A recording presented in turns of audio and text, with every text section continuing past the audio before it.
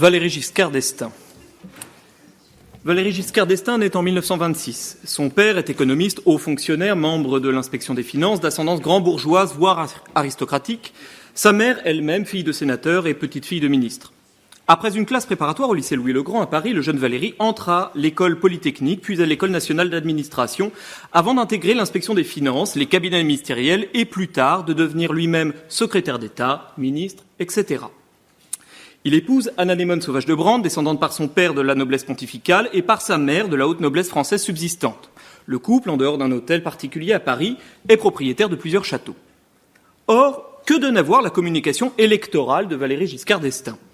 Eh bien, l'accordéoniste, le joueur de pétanque ou de football, qui prend ses bains de mer en caleçon de bain ou qui petit déjeune avec les éboueurs avant de dîner en toute simplicité chez la famille française moyenne dans son pavillon périurbain. Jacques Chirac. Jacques Chirac naît en 1932. Son père est rapidement appelé à devenir directeur de la Banque nationale pour le commerce et l'industrie avant de diriger des entreprises aéronautiques. Le jeune Jacques passe son baccalauréat et suit une classe préparatoire à Louis-le-Grand, intègre l'Institut d'études politiques de Paris, puis l'École nationale d'administration, avant de passer à la Cour des comptes au cabinet du Premier ministre, Georges Pompidou, avant de passer, de devenir secrétaire d'État, ministre, Premier ministre, etc. Il épouse Bernadette Chaudron de Courcelles, rencontrée sur les bancs de Sciences Po, d'ascendance grand-bourgeoise par son père et aristocratique par sa mère. Le couple devient assez tôt propriétaire du château de Bitty à Saran, ce que justement Georges Pompidou lui reprocha à l'époque comme étant une erreur politique.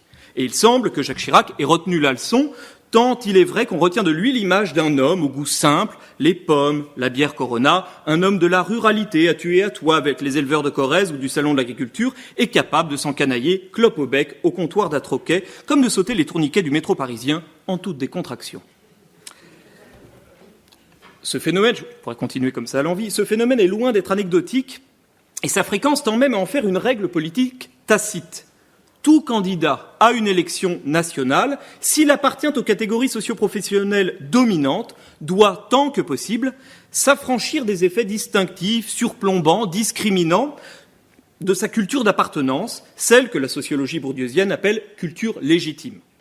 Il doit mettre en avant des pratiques, des goûts, des manière d'être et de parler, une exis habituellement associée aux membres des catégories populaires stabilisées. En résumé, pour être élu, il faut savoir faire peuple. Mais attention, faire peuple, ce n'est pas être peuple. Car, et ce n'est pas le moindre des paradoxes de nos démocraties, si l'on a de cesse de conspuer les gens de la haute, les énarques, les banquiers et autres bobos parisiens de Saint-Germain-des-Prés, si on les accuse d'être hors sol, d'ignorer les préoccupations des vrais gens, ceux des territoires ou de la France périphérique, si on les suspecte de favoriser en sous-main les intérêts particuliers d'une caste ou de l'establishment, bref, si l'on se méfie foncièrement des élites, on ne leur confie pas moins exclusivement le pouvoir lorsqu'arrivent les élections nationales.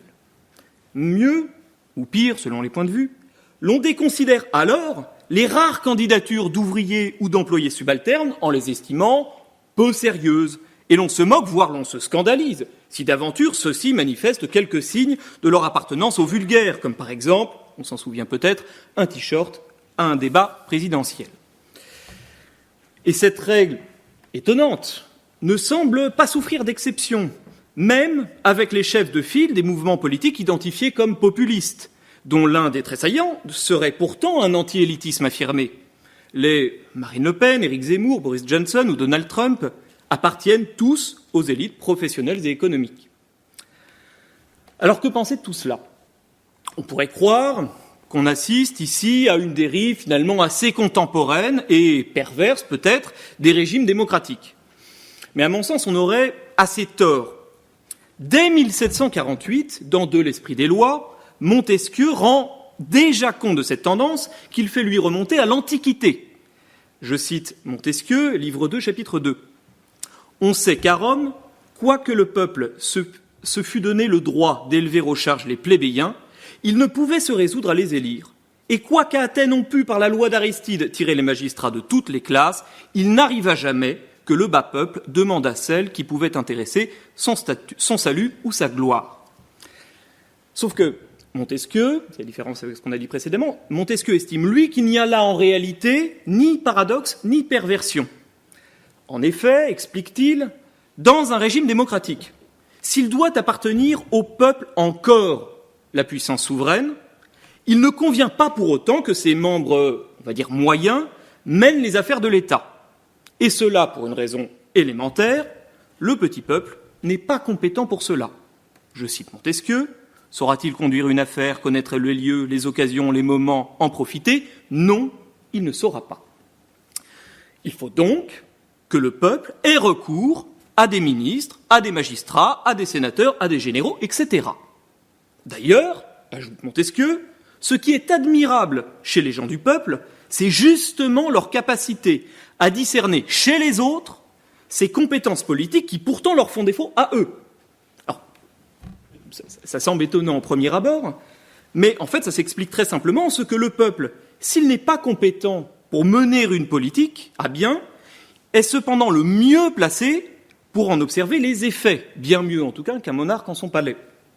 Concrètement, le peuple voit un officier militaire qui remporte de nombreuses batailles et peut donc savoir qu'il fera un bon général des armées, un ministre de la guerre, voire, qui sait, un président de la République. Il voit un juge du tribunal, duquel les gens se retirent contents, ou un avocat à succès. Ils savent qu'il fera un excellent prêteur, un garde des sceaux, voire un président de la République. Un citoyen le fera par sa magnificence, sa grande richesse, ou parce qu'il s'est élevé, je ne sais pas, dans le monde de la finance et de la banque. Voilà sans conteste un édile ou un ministre de l'économie compétent, voire un président de la République. Ça marche. Il n'est dès lors pas étonnant que seuls ceux qui appartiennent aux catégories socio-professionnelles les plus élevées, fût-ce par ascension récente, se voient ainsi désignés dans le processus électoral. Les actions ou réalisations des autres n'ont pas les moyens de se rendre visibles à suffisamment de personnes pour se prêter à une telle évaluation. Alors maintenant, attention, parce que Montesquieu l'ajoute, livre 5, toujours de l'esprit des lois, il ne faut pas non plus oublier que le ressort principal de la République, comme système politique, c'est la vertu. Et cette vertu, dans la version démocratique du système républicain, correspond à un amour de l'égalité et de la frugalité. Il faut tenir les deux. Aussi faudra-t-il, à l'aspirant suprême magistrat, faire mine de se détacher de ses succès, ceux qui lui sont simultanément nécessaires pour être reconnu compétent. Il devra montrer qu'il n'est en même temps qu'un citoyen comme les autres, qu'il ne jouit nullement des hauteurs sociales et économiques, qu'il les accepte comme son lot, par nécessité, mais qu'il ne se sent lui-même, au fond, authentiquement, qu'auprès des gens, à hauteur de poignée de main ou éventuellement d'engueulade. Et tout le monde de trouver son compte dans ce petit jeu de rôle. Bon, maintenant, est-ce si sûr? On peut, à mon sens, éprouver au moins 2 doutes à propos de l'argumentaire qu'on vient de déployer. Premier doute, il est très contestable qu'il y aurait une évidente continuité de compétences entre diriger des soldats sur le front et organiser la stratégie guerrière d'un État, affaire peut-être trop sérieuse pour être confiée à des militaires, entre juger efficacement d'un litige ou défendre brillamment un accusé et conduire, voire réformer l'institution judiciaire, entre enfin gérer un portefeuille d'affaires et conduire une politique économique en prenant des décisions concernant le niveau d'endettement, les modalités d'imposition ou le volume de dépenses publiques. Second doute, la position de Montesquieu, au bout du compte, assigne les régimes démocratiques à un fonctionnement oligarchique larvé, puisque les clés du palais y seront toujours remises aux membres des mêmes catégories sociales, dont on sait par ailleurs qu'elles sont peu mobiles, c'est-à-dire qu'elles tendent majoritairement vers une certaine reproduction. On est ainsi ramené à cette question centrale. Peut-il exister une élite politique qui ne nuise pas à l'esprit des institutions démocratiques?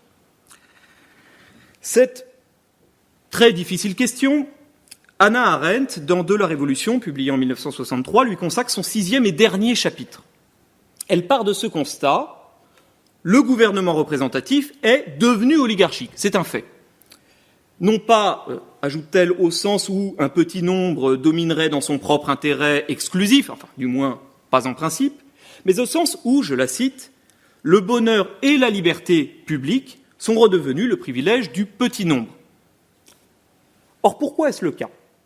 C'est ce qu'Arendt essaie de déterminer en s'intéressant, dans les périodes révolutionnaires, au rôle joué par ceux qu'elle appelle les révolutionnaristes professionnels, les Robespierre, Lénine, Mao, etc., à la tête de partis existant le plus souvent avant la révolution elle-même. À chaque fois, observe-t-elle, à chaque fois, en arrivant au pouvoir, ces révolutionnaristes professionnels chercheront à instaurer une séparation nette entre, d'un côté, les experts du parti, ceux qui savent et doivent diriger, et, de l'autre, les masses populaires censées appliquer leurs directives. C'est, précise-t-elle, la fonction politique centrale du parti politique moderne. Le parti politique moderne est, je la cite, une institution destinée à fournir à un régime parlementaire le soutien requis des citoyens. Et c'est pour cette raison, précise-t-elle, et c'est pour cette raison que la fondation d'un parti ne consiste en rien d'autre qu'en l'acte de désignation d'un candidat à un poste électif. C'est ça. En quoi, par parenthèse, l'on voit que, quand bien même aujourd'hui on préfère parler de mouvement ou de rassemblement, nous ne sommes nullement sortis de l'ère des partis. C'est exactement ce qui se passe jusqu'à aujourd'hui. Si le principe démocratique demeure, soyons d'accord, c'est toujours le vote du peuple qui, en dernière instance, peut servir d'appui et doit servir d'appui, l'action politique, elle, reste le monopole de l'élite gouvernementale. Bon, on pourrait considérer alors que, finalement, c'est pas si embêtant que ça. En invoquant un dernier fait historique, après tout, on n'a jamais connu, semble-t-il, un peuple dans l'histoire se gouvernant lui-même, sans que cela tourne au désordre, de mouvements instables, voire à la violence destructrice ou au chaos. Sauf que cet argument, qui est considéré par Hannah Arendt, cet argument, répond Arendt, procède d'une identification fallacieuse du peuple à une masse, agitée d'humeurs changeantes, versatile, sans capacité rationnelle, réelle, et donc inapte à la gouvernance. Or, objecte-t-elle, la masse, ce n'est ni le mode d'être nécessaire, ni le mode d'être premier du peuple au sein d'une démocratie. Ce que les révolutions ont historiquement permis de découvrir, ce ne sont pas les humeurs de la masse, capables déjà de s'exprimer bien auparavant par soubresauts dans des insurrections populaires, les jacqueries qu'on a connues pendant la période médiévale. Ce que les révolutions ont proprement révélé, comme pierre de touche de tout système politique postérieur, de toute reconnaissance d'une autorité politique, c'est l'opinion. Alors qu'est-ce que l'opinion ? L'opinion, ce n'est pas les intérêts qui sont nécessairement partiaux, toujours liés à des groupes particuliers, quand bien même ces groupes seraient majoritaires. L'opinion, les opinions, et le pluriel a son importance, je cite Hannah Arendt, n'appartiennent jamais à des groupes, mais exclusivement à des individus qui exercent leur raison calmement et librement. C'est vraiment pas dans la masse. Et aucune masse qu'elle représente une partie ou la totalité de la société ne sera jamais capable de former une opinion. Les opinions naîtront partout où les hommes communiqueront librement entre eux et jouiront du droit de rendre publiques leurs idées. C'est cet impératif de tamisage, pourrait-on dire, par la discussion libre et publique, dans laquelle les idées se forgent par l'échange et la confrontation, avec un objectif de dépassement des divergences pour éviter justement la polarisation radicale. Donc c'est cet impératif de tamisage qui fait la spécificité des opinions. Ce qui entraîne deux conséquences importantes. Première conséquence, les opinions ne préexistent pas à cette pratique de la discussion ou du débat public, de sorte qu'il serait tout à fait vain de prétendre les connaître avec un quelconque sondage qui, en dehors d'un tel cas de discussion, manifeste en fait pour l'essentiel, les intérêts du groupe d'appartenance. Seconde conséquence, les opinions ne peuvent être ainsi purifiées, tamisées par aucune personne seule, fût-elle très sage et très compétente.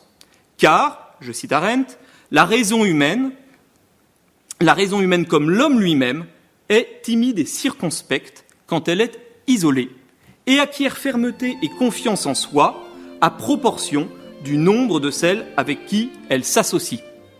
L'opinion, donc, ne peut être représentée par quelque élite, philosophe roi ou énarque, toujours individuellement trop faible pour résister à la pression des intérêts.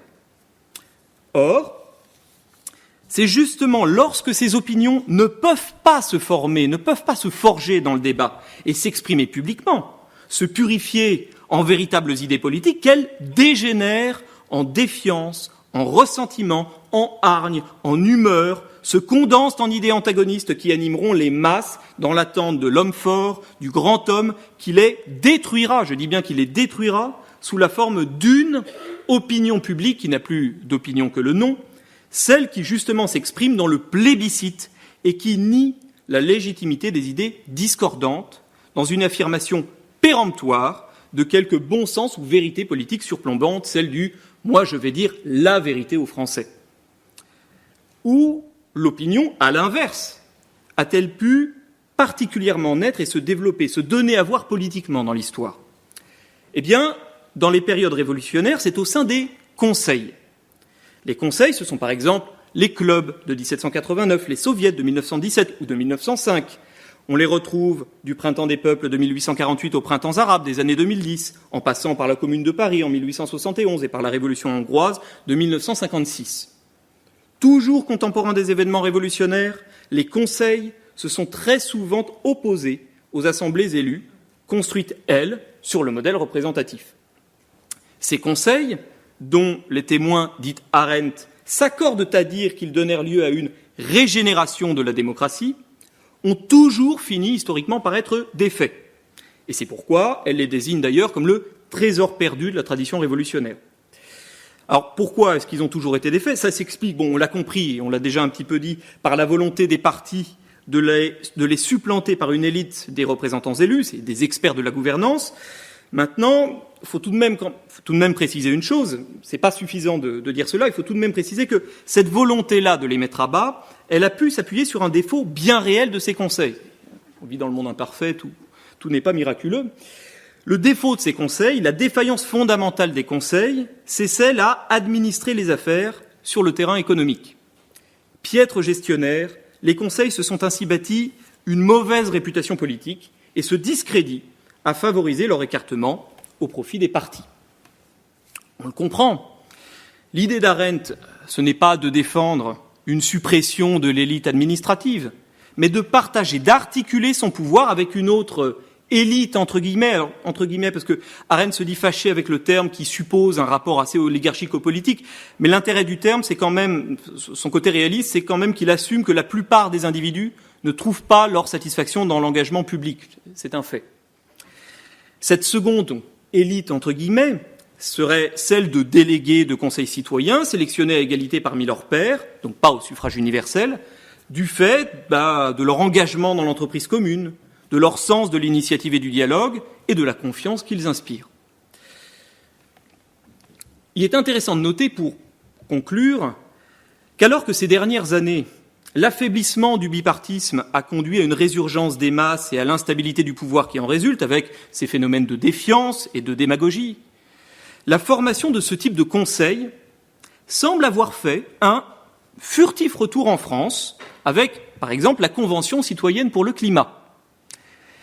Et constatons que les tensions observées entre cette instance de citoyens tirés au sort pour débattre de ces questions et le pouvoir exécutif ou législatif montrent bien qu'entrent ici en collision deux systèmes structurellement antagonistes dont l'harmonisation, très difficile, en est encore assez balbutiant.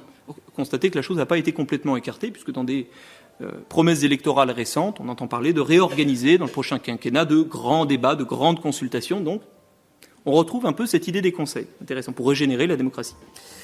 Bon, donc cette harmonisation difficile entre les deux structures de pouvoir, elle est pourtant la plus à même, selon les mots d'Arendt, de résoudre l'un des problèmes les plus épineux de toute la politique moderne, concilier égalité et autorité, conciliation dont le travestissement populaire des élites n'est en réalité qu'un pis-aller. Pour résumer, en l'état, la régénération démocratique, c'est loin, mais c'est beau. Je vous remercie.